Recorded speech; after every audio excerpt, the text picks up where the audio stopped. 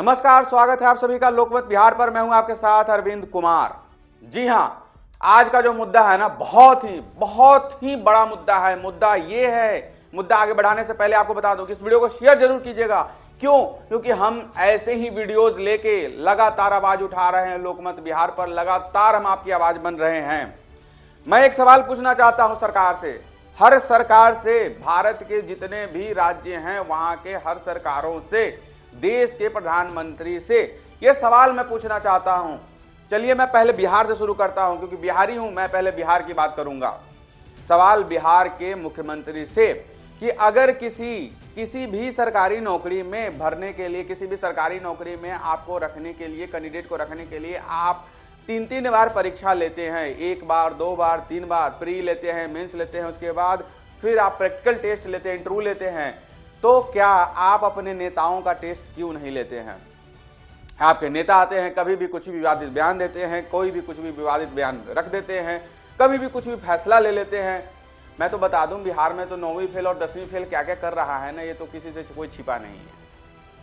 लेकिन आप सोचिए कि अगर किसी भारत में हो या बिहार में हो, अगर कोई भी आप एग्जाम देने जाइए सरकारी नौकरी के लिए आप एग्जाम देने जाते हैं तो क्या होता है? सबसे पहले आपका फॉर्म भराया जाता है फीस देके, ठीक है, फॉर्म भरते हैं। उसके बाद क्या होता है? प्रीलिम्स होता है, मतलब पहला टेस्ट होता है। अब तो 3 लेवल का टेस्ट हो गया है बिहार में भी, हर सरकारी नौकरी में 3 लेवल का हो गया है। आप सोचिए, पहले आप प्रीलिम्स निकालिए, फिर उसके बाद रिटेन होगा, मतलब इस पहले 1 नंबर वाला क्वेश्चन होगा, उसके बाद फिर आपको रिटेन में होगा, फिर उसके बाद आपका प्रैक्टिकल टेस्ट होगा, उसके बाद कहीं आपका भाग्य सही रहा, सेटिंग वेटिंग रहा, बढ़िया से पैसा वैसा वाले हैं तो सेटिंग हो गया तो आपका सिलेक्शन हो जाएगा।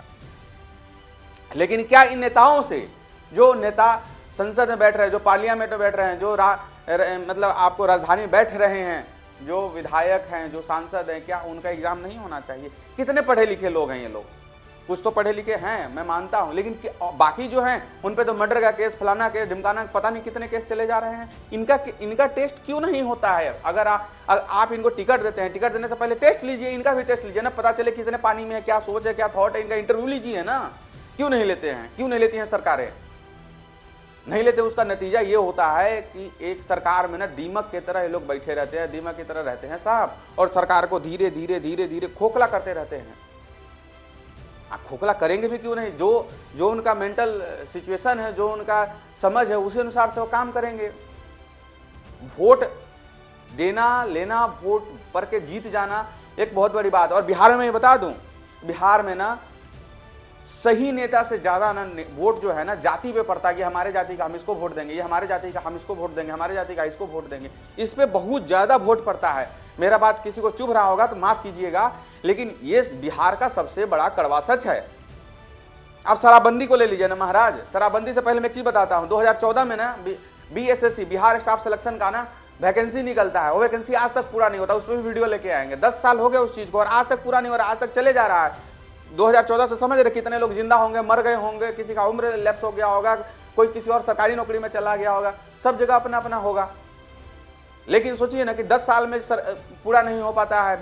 BPSC का आता है, BPSC में अनियमित नजर आ रहा है, डेली कोई ना कोई फर्जी कैंडिडेट मिल जा रहा है उसमें। शराबबंदी का बात कीजिए, शराबबंदी में 4,000 करोड़ का, सबसे 4,000 करोड़ का राजस्व का नुकसान होता है। 4,000 करोड़ समझते हैं? तो नेताओं को सत्ता में रखने से पहले उनका इंटरव्यू, उनका परीक्षा क्यों नहीं होता है? आप लोग कमेंट करके बताइएगा। जो लोग इस वीडियो को देख रहे हैं, आप लोग नीचे कमेंट कीजिएगा और वीडियो को शेयर कीजिएगा, ताकि हम ऐसे ही वीडियोस बनाते रहें, ऐसे ही नए वीडियो लेके आते रहें।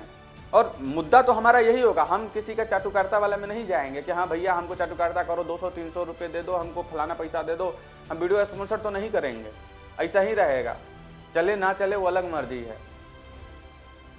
आज पता नहीं क्यों समझ में आ रहा था हमको कि भाई आप सोचिए, मैं बता दूं, आप पढ़े लिखे होने का क्या फायदा होता है? पढ़े लिखे होने का इस चीज का फायदा मैं बताता हूं।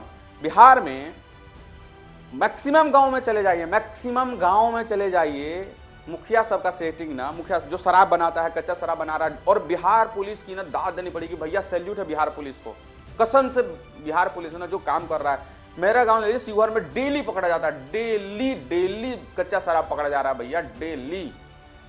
और बिना सेटिंग के ना ये चीज हो नहीं सकता है, बिना सेटिंग के हो ही नहीं सकता है भैया, बिना सेटिंग के हो ही नहीं सकता कि बिहार बिना गांव वाला सेटिंग हो, मुखिया सेटिंग में ना हो, चाहे सरपंच सेटिंग में ना हो, बिना सेटिंग के आप वहां पे कर ही नहीं सकते और पकड़ा रहे हैं, धरा रहे हैं। तो मेरा सवाल सरकार से, बिहार के सरकार से लगातार हम सवाल पूछते रहेंगे कि भैया आपके मंत्री लोग कितने पढ़े हैं, जारी कीजिए उसका लिस्ट, ठीक है।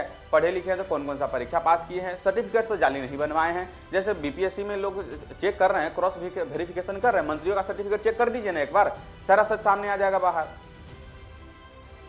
और ऐसे ही चलता रहेगा, ऐसा ही चलता रहेगा। याद रखिए, जो जो बिहार का, जो बिहार से रिलेटेड जो भी बड़ा मुद्दा होगा ना, हम तो बोलते रहेंगे और उस पर वीडियो आता रहेगा। और मंत्रियों को ना इनका एग्जाम होना चाहिए। आप लोग क्या सोचते हैं? सबसे ज्यादा जरूरी है दर्शकों का सोचना कि वो लोग जो, आप वोटर्स हैं, मैं भी वोटर हूं, लेकिन मेरा एक वोट है। जो वीडियो देख रहे हैं, हजारों में वीडियो जो लोग देख रहे हैं, वो बहुत हजारों तादाद में वोटर हैं, तो उनका क्या सोचना है, वो सबसे ज्यादा जरूरी है। आप लोग बताइए कि मंत्रियों का एग्जाम, परीक्षा होना चाहिए या नहीं होना चाहिए? सिर्फ वोट लेके जितना, तो मतलब आजकल क्या कहें, गांव में कोई भी खड़ा होकर जीत जा रहा है, तो कल होकर धरा जा रहा है, शराब तस्करी में पकड़ा जा रहा है। हमारे गांव से कई वो धराया है, देखिए ना। लेकिन अगर वही एग्जाम हुआ रहता, परीक्षा हुआ रहता, पता चलता कि कितना पढ़ा लिखा है, इसका सोच क्या है, थॉट क्या है, क्या आगे करना चाहता है। उसे पूछिए कि भैया अगले तुम 5 साल में इस राज्य को कहाँ लेके जाना चाहते हो, राज्य को कहाँ लेके, मतलब जिले को कहाँ लेके जाना चाहते हो, इस गांव को कहाँ लेके। मुखिया सबसे पूछिए ना, वोट पे जीत जाता ठीक है, उसका इंटरव्यू भी लीजिए, पास होता ठीक है, नहीं तो सेकंड वाला से लीजिए, जो उससे कम वोट मिला उससे इंटरव्यू लीजिए, उससे भी नहीं हुआ तो थर्ड वाले से लीजिए। लेकिन ऐसे कीजिए, इससे पता तो चलेगा ना कि भाई ये कैंडिडेट कितना पढ़ा लिखा है। अंगूठा छाप वाला सब मुखिया बन जा रहा है, क्या विकास करेगा? वो तो लेबे करेगा। आप बिहार में इंदिरा आवास में कितना घोटाला हुआ है, प्रधानमंत्री आवास में, पता है सरकार को? नहीं पता होगा, हम बताते हैं। एक एक घर पे 16-16 हजार, 20-20 हजार रुपया लेता है मुखिया सब आवंटन करने का, और बाद में पता चलता है वो आदमी जिंदा नहीं है जिसका नाम पे अति हो गया। शिवहर में अभी पकड़ा गया था, 50 लाख का घोटाला पकड़ा गया था, हम दिखाए भी थे लोकमत बिहार पर। बाकी आप लोग क्या सोचते हैं, कमेंट करके जरूर बताइएगा। शुक्रिया।